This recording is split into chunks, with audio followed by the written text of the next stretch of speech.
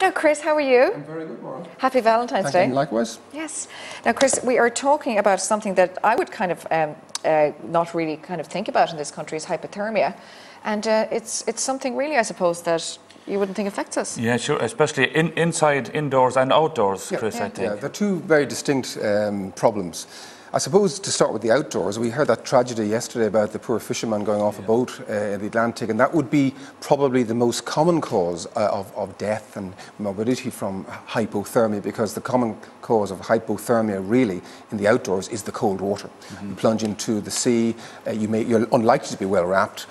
Many of them have no life jacket, of course, and the reaction of the body is first of all to panic and to splutter, and then to slow down, the muscles slow down, they shiver very, very violently. And that reaction to the cold, sudden cold water, can make it very difficult to respond appropriately. Now, Chris, that's a very, say, dramatic side of things. Yes. But, I mean, what about if we were just to even ourselves go out and do a bit of hill walking? And, you know, a lot of people at weekends, and, you know, it's coming into spring, go out inappropriately dressed. I mean, can you actually get hypothermia? Absolutely. And, of course, the commonest example would be the sudden flurry of snow on the M50.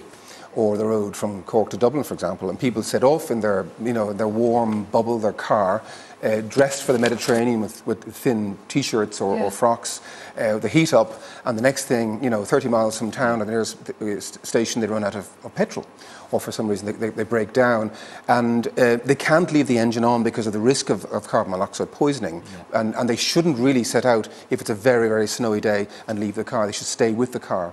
So there are certain tricks of the trade, and you need to plan in advance. And the bottom line is, if you're heading out into snow, you need to prepare for the car to break down. Yeah. So you need layers of clothes, you need clothes that are dry, because you may become wet as you try to, for example, clear the windscreen. So you have to have dry clothes as well as the warm clothes, and lots of layers. Fluid, because fluid is an important antidote to hypothermia. The effect of it is to pass water, or to have a diuresis, so your body wants to pass a lot of water, so you have to drink to replace that. And you basically need to have lots of fluid, no alcohol, so the St. Bernard dog it's a nice idea. It's the wrong thing to happen. Yeah. And if you're going out into the mountains, you really must dress appropriately. Lots of layers, lots of equipment to protect you against the wet. So tarpaulins in your rucksack, proper weatherproof gear, and so on and so forth. Now you have a few things there, Chris, as well, that are very, very handy. This is a lovely idea. This is one of the latest devices that we have for the pre-hospital medicine and rescue. We've all seen the pocket warmers that people take to the rugby matches, or in fact my son has. You just crack them. You squeeze them, they burst the chemical contents, and they generate exogenous heat. They become very hot for Turn that half around, an hour or so. Chris, do we see it? Is this like a blanket? Yeah, this is a gigantic version of that. It's basically a blanket with about 12 or so of these pocket warmers embedded in it. Yeah. So when you place it over the victim of hypothermia, it heats up the armpits, the front of the chest, the back of the chest, and so parts where the blood vessels are exposed, and it warms the circulating blood. And it's a superb device that our pre-hospital teams are using increasingly, for example, in West Cork. But the bottom line is, it's simple clothing and layers thereof. And if somebody has hypothermia, you don't throw them into a hot shower. You're supposed to bring them up 1 degree per hour, I think, is it? The bottom line is gently does it. Yes. And two things to hit on the head. You mustn't give them alcohol, because alcohol does two things. It makes them more confused. Okay. The features of hypothermia, and let's just quickly define it. The normal body temperature is about 37. Hypothermia begins when the body temperature drops to 35, and so on and so forth. So the phases of hypothermia are confusion, delirium. Sometimes people actually start taking clothes off because they're so confused. As I say, they start shivering violently. Does their skin change colour? Their skin can become quite marbly, quite waxy, and gradually everything slows down. And the bits most vulnerable to the cold would be the electrical parts, the brain and the heart. So confusion, coma, and spontaneous irregularities of the heart, which can cause heart attacks. I know the Chinese medicine always say to cover your head, because a lot of heat goes out through your head. Is that true? That would be very true, yeah. They reckon about 18% of the body surface is above the shoulders, and if a bald head or an uncovered head is very much a source of heat loss.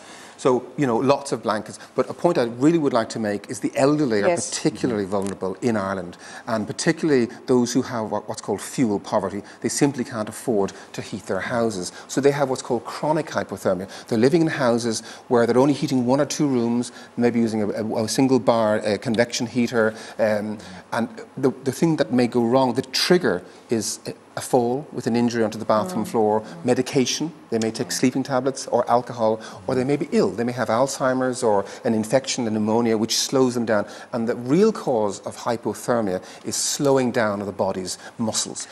So when the muscles stop generating heat, the body develops this vicious circle of cooling and freezing. I suppose particularly this time of year, Doc, as well, it's no harm that if we check on our neighbours as well, particularly elderly neighbours who are alone as well. alone this time of year as well. Of all the messages I would want to give about hypothermia, it is please look after your elderly neighbours, because there's far more of them than there are of mountaineers and fishermen falling overboard. But there are lots and lots of elderly people who are fuel impoverished. If we do go back to the fishermen who do fall overboard, you have a BIM. Well, I don't want to steal anybody's thunder, but one of my colleagues in what's called Medico Cork and the pre-hospital service in Cork University Hospital had told me that the Board Ishkawara are about to launch a very professional training scheme for the fishermen of this island as a manual going to be published and launched, I think, in Galway in the next month or two. Right. And that's a really very welcome initiative, because, as we know, fishermen tend to neglect themselves and they are very susceptible to falling overboard, to drowning, but most importantly, to hypothermia. It might be no harm to carry that on board as well if they were going out to sea, Doc, to keep them warm. But I mean, when you think of fishing, I mean, you think of the seas are very, very cool. And if somebody was to go into the sea, and I've, being from the Aran Islands, would have lost people to that, which is horrendous, really, when you think about it. People forget that during the Second War, when the convoys were traversing the Atlantic, most of the sailors and passengers who died from hypothermia after getting into the sea. Just one thing, just to get back to the elderly there, you say, just you're living in one room or two rooms and not enough heating. What would you say to the elderly people, say maybe watching, or kids of people that are getting that little bit older? Should they wear layers in the house? Absolutely. Is there a certain type of clothing? Absolutely. Layers are very, very valuable because they trap air in between the various layers, and the air becomes warmed by convection and so forth. So one layer is bad, many layers are good, because you can strip them off and put them back on again as needs arise. As you were saying there, Doc, I suppose anybody who will go hill walking, particularly over the weekend, I suppose a bit of common sense as well. A bit of cop on. I mean, basically, you need to let people know where you're going. If you're heading up to Huron-Tuhill, travel or walk with people, have the appropriate kit. And as they anticipate a sudden turn in the weather. And tell somebody you're going as well. Absolutely. Make sure people at the bottom of the mountain or wherever know where you're going to be. Is there something, for example, if your temperature is dropping, are there signs yourself? I mean, you were talked about if you come on somebody that's in the midst of hypothermia, but are there things we can recognise ourselves? I suppose the key warning signs, if you're out for a long tramp in the hills in the winter, or if you're in the water, whatever, or in the home, if you're visiting a neighbour, it's this insatiable hunger.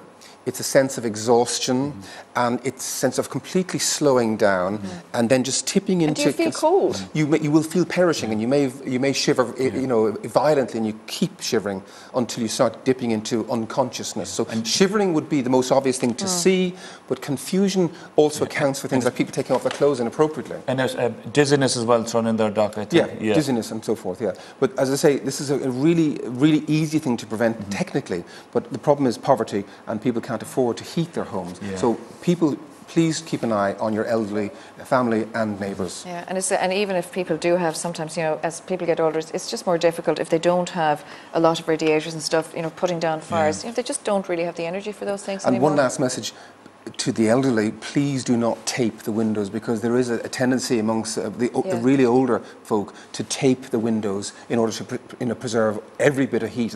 But that obviously produces a terrible risk of carbon monoxide poisoning. Thanks very much, Chris. Thank you, sir.